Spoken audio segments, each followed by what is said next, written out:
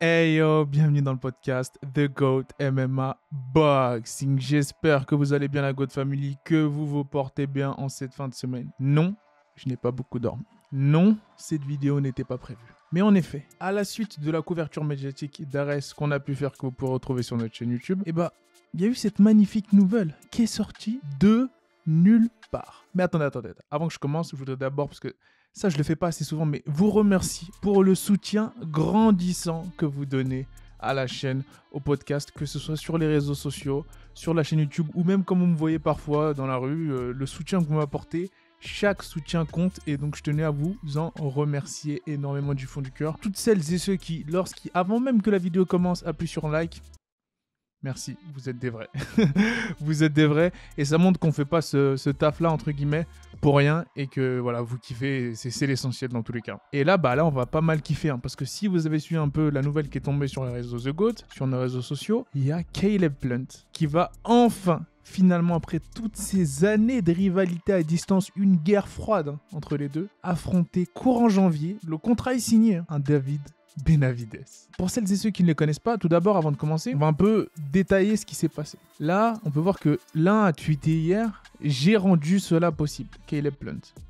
Contrat signé à l'année prochaine. Pourquoi est-ce qu'il a insisté sur le fait que c'est lui qui a rendu cela possible? D'ailleurs, on ne sait pas si c'est le cas ou pas. Parce que pendant plein d'années, beaucoup de gens disaient que, comme beaucoup de boxeurs, Caleb Plant fuyait un Benavidez. Et que Caleb Plant ne voulait pas prendre le risque d'affronter un Benavidez avant d'avoir eu sa ceinture de champion du monde. Ce qui a été le cas, il a été champion du monde IBF avant de perdre son titre face à Canelo. Et là, David Benavidez lui a répondu à cela, c'est officiel, Benavidez versus Plant sur son Instagram, tu ne peux plus fuir. À bientôt. Vous m'auriez annoncé ce combat-là, bien 1 an et demi, il y a 2 ans, j'aurais été extrêmement inquiet pour Caleb Plant. Extrêmement. Parce que comme on le sait, le vrai boogeyman de cette catégorie-là est l'un des plus gros boogeymen de la boxe anglaise. Pour ceux qui ne savent pas, boogeyman, ce terme-là est utilisé lorsqu'un boxeur est extrêmement esquivé, évité par les boxeurs de sa catégorie. Et c'est le cas de David Benavidez, qui est très évité par la majorité des boxeurs, on va pas se mentir, dans sa catégorie aux USA ou dans le monde. Et si ce combat-là avait été annoncé il y a quelques années, j'aurais eu extrêmement peur pour un Caleb Plant. Pourquoi? Tout simplement la vitesse de main, la coordination, la pression, la puissance de frappe, l'explosivité, le menton, toutes ces caractéristiques qui sont propres à David Benavidez et qui font de lui tout simplement un boxeur beaucoup plus dangereux et dominant qu'un Caleb Plant. Caleb Plant qui, jusqu'à son dernier combat, nous ne savions pas s'il avait cette puissance de frappe, ce killer instinct de finir ses combats. Et quelle meilleure réponse du natif de Nashville pour répondre à ses détracteurs que de mettre KO un adversaire que David Benavidez n'a pas réussi à mettre KO en la personne d'Anthony Dirrell. Et oui, Caleb Plant, et là ça la fout mal un peu sur le papier. Parce que Caleb Plant qui est dans son Revenge Tour, c'est le hashtag qu'il utilise beaucoup sur les réseaux sociaux, dans une dynamique où il veut faire taire tous ses détracteurs. Et dans son dernier combat, Anthony Dirrell parlait énormément, beaucoup de trash talk. Là, il l'a fait taire, littéralement. Crochet gauche au corps, au menton, dodo. La fameuse célébration devenue épique maintenant. En prenant et en facilitant surtout les négociations qui ont été silencieuses, vraiment sans blabla. Les contrats sont signés, des deux parties se sont mis d'accord chez PBC avec 2 fighters rivaux, c'est rare, même dans la même catégorie. D'ailleurs, il avait dénoncé ça, David Benavidez, il y a de ça quelques semaines, avant le combat de Caleb Plant, en disant que David Morrell, Charlo, Caleb Plant, plein d'autres boxeurs qui sont potentiellement, même Demetrius Andrade, potentiellement en super moyen, ne veulent même pas l'affronter, alors que tous ces boxeurs que je viens de citer, en excluant un Demetrius Andrade, sont chez PBC, donc Premier Boxing Championship, la même écurie que David Benavidez. Et là, on a un Caleb Plant qui vient de faire mentir ce David Benavidez à la surprise de tous en acceptant le combat aujourd'hui. Et pourquoi est-ce qu'aujourd'hui, je suis beaucoup moins inquiet pour un Caleb Plant qui a de ça 2-3 ans? Parce qu'aujourd'hui, il a montré que déjà de 1, malgré le fait qu'il se soit fait mettre KO dans les late rounds, dans les derniers rounds face à Canelo, il a un menton, il a une boxe très slick, très technique, qui a causé énormément de soucis à un technicien puncher comme Canelo. Donc imaginez ce que ça va être face à un David Benavidez qui est assez flat-footed pour ancrer et envoyer des grosses frappes, des coups puissants. Mais en plus de ça, il arrive facilement à entrer dans la tête de ses adversaires.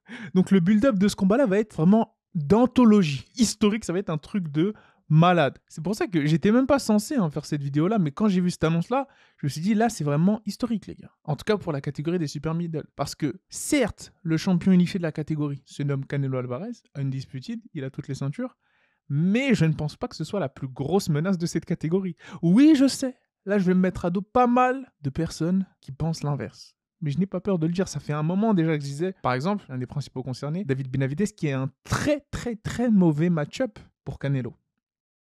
En boxe, styles make fights. Je peux dire David Benavidez va battre un Canelo qui a battu un Caleb Plant, mais est-ce qu'un David Benavidez va battre un Caleb Plant? Styles make fights. Les styles font les combats en boxe anglaise. C'est une réalité. Parce que Caleb Plant, il a cette capacité à annihiler la puissance de frappe, la puissance athlétique de ses adversaires de par ses mouvements en in and out, head movement, ses déplacements, sa capacité de contre. On a vu face à Oskategi, le même crochet qui a envoyé au tapis en knockdown Oskategi a complètement éteint Anthony Dirrell. Si ce crochet-là touche le menton d'un David Benavidez, que va-t-il se passer? Vous savez que moi, je ne suis pas très impartial pour ce genre de combat-là. Pour moi, le favori de ce combat-là, ça reste bien évidemment David Benavidez. Même si, on va dire que les tendances sur les réseaux sociaux sont assez drôles parce qu'il y a une certaine propagande. Je suis content parce que moi, je suis dans le train, je suis monté dans le wagon. Même avec la défaite face à Canelo, je suis resté dans le wagon Caleb Plant. Il y a une certaine propagande qui commence à se dire que on a un Caleb Plant qui va complètement outboxer sur 12 rounds David Benavidez, et pourquoi pas le mettre KO. Là, vous forcez un peu trop, les gars. Mais là, outboxer, attention.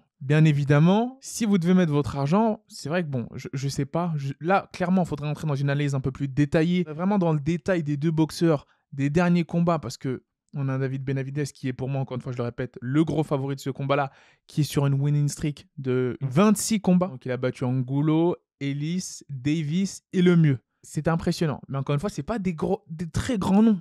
Pourquoi? Parce qu'il a le syndrome du boogeyman. C'est très très dur pour lui de se construire un gros palmarès parce que personne ne veut l'affronter. Et à chaque fois qu'il affronte un boxeur, on a un Canelo qui va utiliser l'argument qu'il n'a pas un assez bon CV pour prétendre à combattre pour toutes les ceintures et surtout le money fight. Donc là, c'est un cercle assez vicieux dans lequel est engrainé David Benavidez. Avec un Caleb Plant, il a cette possibilité de sortir justement de ce cercle-là. C'est ça qui est intéressant. Les deux qui ont un historique notamment familial. Le grand frère, José Benavidez, qui combat dans les catégories d'en dessous, s'est retrouvé dans une bagarre. Ils en sont venus aux mains avec Caleb Plant. Tapez sur YouTube Brawl, José Benavidez, Caleb Plant, et vous voyez que derrière, il y avait David Benavidez. Je ne sais pas s'il a séparé, je ne sais pas s'il est rentré dedans, mais en tout cas, c'était assez impressionnant. On avait un Caleb Plant qui était tout seul avec son coach. Toute l'équipe des Benavidez qui se sont ramenés dans la salle, à, je ne sais pas combien ils étaient, 10-15, ils ont voulu intimider un Caleb Plant. Je ne sais pas si c'est parce qu'ils savaient qu'il y avait des caméras ou pas, mais froid. Cold, le mâle alpha, Caleb Plant n'a pas sourcillé d'un poil et il a lancé directement les coups. C'est lui qui a lancé le premier coup. Donc il a vu qu'il était en sous-nombre, en sous-effectif, mais il a quand même lancé les hostilités. Et ça, c'est respectable. Ça, c'est très respectable. À la suite de cela, on a vu sur les réseaux sociaux, avec les différentes photos et vidéos qui sont sorties, que ni José, ni David, ni Caleb n'avaient été blessés malgré les images impressionnantes qu'avaient leakées. C'est d'autant plus fou. Voilà pourquoi ce combat-là, qui a une histoire assez intéressante, assez costaud, avec un but, il va se vendre tout seul, ce combat-là. Voilà aussi pourquoi ça s'est fait aussi facilement. PBC sait qu'ils ont besoin de faire des gros combats en ce moment. Avec les pay-per-view de Deontay Wilder et Linus qui n'ont pas fait de très très très bons chiffres, même très très bas, je crois 75 000 pour leur standing, ils ont besoin de vendre ces gros pay-per-view. Et là, Caleb Plant et David Benavidez, ça se vend très très très facilement. C'est le combat que tout le monde va voir et j'espère que ça va vraiment lancer une dynamique aux États-Unis et aussi en France pour tous ces combats-là, tous ces combattants rivaux qui sont au sommet de leur art et qui s'affrontent au moment où on le veut. Certes, ça a pris un petit peu de temps. Caleb Plant, il a fallu qu'il perde sa ceinture face à Canelo pour justement que les négociations se réentament. David Benavidez, il a fallu que justement Caleb Plant ait eu ce money fight, ait eu la ceinture pour qu'il puisse se rapprocher de Caleb Plant. Sachant qu'à une époque, attention, David Benavidez, c'est le bogeyman, mais quand il avait la ceinture WBC, Caleb Plant essayait aussi d'avoir ce combat et il avait eu du mal. Donc les deux ont un peu joué au chat et à la souris. C'est assez marrant de voir la configuration et l'historique de qui chassait l'autre en fonction de qui avait une ceinture et qui n'en avait pas. Ce qui est dommage pour Benavidez, c'est que là, il aurait pu être au sommet et c'est sa discipline personnelle qui lui a coûté le fait qu'il n'ait pas pu avoir ce gros fight, ce money fight face à Canelo et que c'est Caleb qui l'a eu. Parce que au moment où Canelo avait toutes les ceintures sauf une, la IBF, c'était Caleb Plant qui l'avait. Et avant ça, la WBC, avant qu'il ne la perde à la pesée et à cause de problèmes de drogue assez illicite, si vous voyez ce que je veux dire, ça lui a complètement fermé les portes de ce combat-là face à Canelo. C'était lui le champion WBC, c'était lui la menace, la terreur, le futur de cette catégorie. Il l'est encore. Mais sa discipline personnelle, qu'il a réglée aujourd'hui parce qu'il n'y a plus eu de soucis, on est content de l'entendre, ravi de l'entendre, lui a vraiment fermé cette porte du money fight. D'ailleurs, il n'a pas trouvé d'excuses.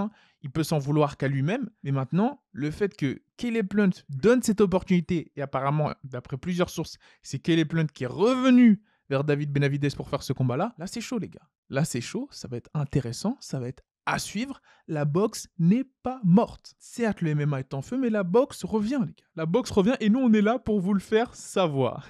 Sur ce, mettez-moi en commentaire, déjà si vous êtes content que ce combat ait lieu, qui vous voyez comme étant favori. Est-ce que vous voyez Caleb Plant, le nouveau, moi, maintenant je l'appelle comme ça, le Caleb Plant 2.0, inquiéter un David Benavidez. J'irai pas peut-être jusqu'à inquiéter, en tout cas je sais que ça va être très compétitif. Ça va être très très compétitif. Et là on n'est pas du tout dans le même contexte que celui d'il y a 2-3 ans. Mettez votre avis en commentaire les gouttes. N'hésitez pas à liker, commenter, vous abonner. On va revenir avec plusieurs rubriques. Donc la première, les stories du GOAT. J'en ai plein dans le four, là je vais vous en balancer. Ensuite, les futurs champs. Mettre les gants avec des boxeurs professionnels et des combattants de MMA professionnels. Je m'entraîne, j'ai repris la course. Parce que comme ça au moins, ça va être un peu plus compétitif que le premier épisode qui est sorti, qui va s'afficher juste là, face à Title Shy. Le deuxième épisode, je vous réserve des petites surprises, mais ça sera potentiellement cette fois-ci face à un pro en boxe anglaise, pour votre plus grand plaisir, pour vous divertir. Oui, le grand divertissement. Je me mets en danger, je m'expose pour vous. Bah oui, parce que c'est bien de parler de boxe, c'est bien de faire le journaliste. Mais boxer, c'est mieux. Et la troisième rubrique, les avant-combats. Les avant-combats, où justement, en parallèle des interviews qu'on fait pour couvrir les événements, bah là, on prend une personnalité de la boxe ou du MMA avec 25 questions et un petit quiz pour que vous puissiez en apprendre plus sur la personne. Donc là, ça fait quand même pas mal de contenus qui vont arriver d'ici cette fin d'année. On travaille dur, on charbonne, donc restez connectés, continuez de soutenir. Et je vous dis, peace. Way to go!